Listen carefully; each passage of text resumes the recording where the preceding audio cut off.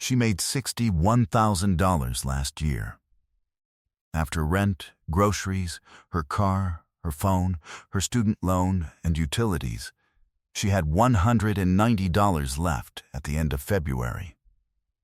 Not $190 to invest. $190. Total. And she is not unusual. She is, statistically, exactly average. A Bankrate survey found that 57% of adults in this country cannot cover a $1,000 emergency expense from savings. But here is the thing. The people who eventually build real wealth rarely started from a place of obvious surplus. Most of them started from something that looked almost identical to her February. Today I am breaking down exactly how wealth gets built when there is seemingly nothing left to build with. Her name is Sophia. She is 29. She earns a salary that feels completely reasonable until you actually divide it by 12. Subtract the life that costs money to live and stare at what remains. She has been telling herself for 3 years that she will start saving properly when things settle down a little, when the loan balance drops, when she gets the next raise, when the lease ends and she can find somewhere slightly cheaper. It is always the next chapter where the saving starts. And that is not a character flaw. It is a completely rational response to a financial environment where the gap between income and the cost of a decent life has been closing for a decade. But here is the uncomfortable thing about waiting for the right chapter. The chapters do not get cheaper. They get different. And the compound interest that was available at 26 is not available at 36. Every year of waiting has a price. It just never shows up as a bill. Now, before I go any further, I want to show you exactly where the opening is, even inside this environment. But first you need to see what is actually happening to the money, because once you see it clearly, the fix becomes obvious. Let us put a number on the world Sophia is living in. Median household income in most developed economies, the actual middle of the working population, sits somewhere around $70,000 to $75,000 a year before tax. That number gets cited constantly. It shows up in news segments about the economy, in political speeches about the middle class, in financial articles about what a typical household looks like. But it hides something important. Because that is a household number. 2 incomes, sometimes. And the cost of actually running a household, rent or mortgage, food, transport, insurance, utilities, debt service, has risen faster than that median income in almost every major city over the last 10 years. The Pew Research Center found that the share of income that middle-income households spend on housing alone has increased significantly since the early 2000s. The number sounds stable. The experience is not.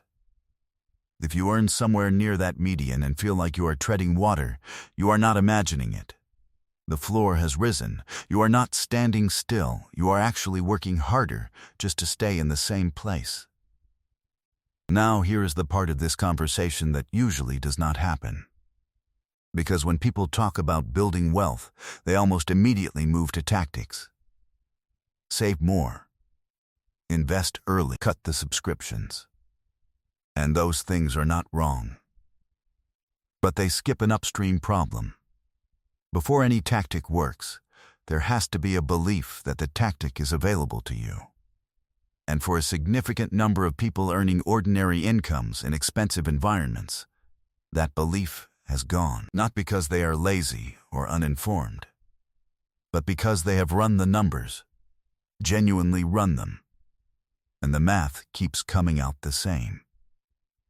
There is nothing left, and being told to invest 15% of an income that does not produce 15% of anything after expenses is not advice. It is noise. So let us start somewhere different. The first thing that has genuinely changed is the floor. Not just rent or groceries, though those are real, but the baseline cost of existing in the modern economy. Subscriptions that did not exist 15 years ago are now treated as utilities. A phone plan, streaming services, cloud storage, software subscriptions. These are not luxuries anymore for most working people. They are access fees to function. A study by West Monroe Partners found that the average household underestimates its subscription spending by nearly 2.5 times. People think they are spending around $80 a month on subscriptions. The actual number is closer to $200. That is not catastrophic on its own. But it is invisible in a way that physical spending is not. And invisible spending is the most expensive kind, because it continues without any conscious decision to continue it. The opening here is not dramatic. It is a single audit. 1 hour, 1 afternoon. One careful look at every recurring charge on every account. Not to eliminate everything, to make every charge a deliberate choice rather than a default. The money recovered from that audit varies, but for most people it lands somewhere between $50 and $150 a month. That is the seed. Small, yes, but seeds are always small. The second thing that has not changed, and this is the counterintuitive one, is the math of starting small. People consistently underestimate the long-term value of small, consistent investments, because the early years look unimpressive. $100 a month at 30 years old looks almost embarrassingly modest, but compounded at a historical average market return of around 7% annually, $100 a month for 35 years becomes approximately $168,000. Not because $100 a month is a meaningful amount. Because 35 years is. The Federal Reserve's own research on wealth accumulation consistently finds that time in the market is the single most powerful variable. More powerful than the amount. More powerful than the specific investments chosen. More powerful than timing. The person who invests $100 a month starting at 28 will, in most scenarios, retire with more than the person who invests $400 a month starting at 42. Not because the amounts are equivalent. Because the years are not. Sophia, at 29, with almost nothing left at the end of most months, still has the most valuable asset available in personal finance. Time, and right now she is treating it like it is worth nothing. Here is where the income conversation becomes necessary. Because there is a point below which the math of savings simply does not work, where the expenses are genuinely higher than the income, and no amount of behavioral adjustment solves a structural problem. That threshold is real, and it deserves to be named honestly. But for a significant portion of people who feel that they are below that threshold, the feeling is partly structural and partly perceptual. Sophia has had 2 raises in 4 years. She has less margin now than she did at her starting salary. Not because she is irresponsible. Because her life expanded to meet her income. The way it does for almost everyone who has never deliberately structured it otherwise. Economists call this expenditure creep. Every time income rises, a raise, a bonus, a second job, the spending adjusts upward within months to absorb it. The raise that was supposed to create margin disappears into a slightly nicer version of the same life. Now here is where it gets really interesting. And this is the part most financial advice skips entirely. The structure has to come before the behavior. Behavior follows structure, not the other way around. If Sophia waits until she feels ready to save, until the surplus appears and she chooses to invest it, it will not happen. Not because she lacks discipline. Because the human brain does not experience money sitting in a visible account as money that should be left alone. It experiences it as available. And available money gets spent. This is not a character weakness. It is a documented feature of how the brain processes resource availability. So here is the exact fix. Open your brokerage app right now. Set a recurring transfer for payday. Pick a total market index fund, set it, and close the app. That is it. Even $75, even $50, an amount small enough that it does not break anything, but large enough that you notice it is gone. The amount is not the point yet. The habit is the point. The automation is the point. The structural reality of money leaving before it becomes available to spend. That is the point. Everything else is downstream of that one decision. Now here is something that explains why Sophia's February feels worse than the numbers actually say it should be. And this part is important. Credit Suisse's Global Wealth Report puts the median net worth of an adult in the developed world at roughly $87,000. To sit in the top 10% of all adult wealth globally, you need approximately $100,000 in total net worth. And globally, around 55% of all adults have a total net worth under $10,000.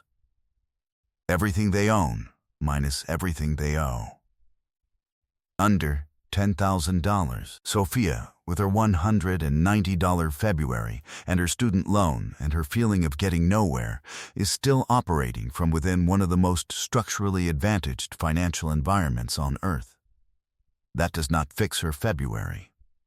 It does not pay her rent. But it recalibrates something. The ceiling above her is real. The floor beneath her is also real, and it is far higher than the feeling suggests. But none of that makes the feeling go away. And I want to be honest here, because a lot of financial content gets this wrong. The feeling of being financially stuck, genuinely stuck, month after month, is not a delusion. It is not simply a failure of perspective. It is a response to a real environment, where the cost of a dignified ordinary life has become increasingly difficult to sustain on an ordinary income. That is true. And it is also true that the feeling amplifies in proportion to who you compare yourself to. You do not compare yourself to the global median. You compare yourself to the person in the next office who just bought a house, to the friend whose social media shows a holiday you cannot afford, to the version of adulthood you expected by now, benchmarked against people who either started with advantages they do not mention or are carrying debt they do not show. Psychologists call this social comparison theory. It is one of the most reliable drivers of financial anxiety in people who are, by any objective measure, doing reasonably well. The feeling of being behind is not always evidence that you are behind. Sometimes it is evidence of who you have chosen, consciously or not, to measure yourself against. So here is where everything lands. Sophia is not broken. Her situation is not hopeless. It is tight. And it is real. And it is shared by more people than the financial industry usually acknowledges. The reason wealth feels unreachable on her income is not primarily that her income is too low. It is that her spending has perfectly filled her income, the way it does for almost everyone who has never deliberately interrupted that process. The one thing, not a list, not a 12-step plan, just one thing. Automate a transfer on the day your paycheck arrives. Before you pay anything else, before you check your balance. An amount small enough that it does not break anything, but large enough that you notice it is gone. $50, $75, $100. Whatever the number is that makes you slightly uncomfortable but does not make the rent dangerous. Set it to move on payday, into an investment account, not a savings account. And then leave it alone. Let it be boring. Let it be invisible. Let the years do what the years do when money is compounding quietly in the background, while life happens in the foreground. Here is the question I want to leave you with. If you knew with certainty that $75 a month started today would be worth more to your future self than $300 a month started 5 years from now, what would actually be stopping you from opening that account before this video ends?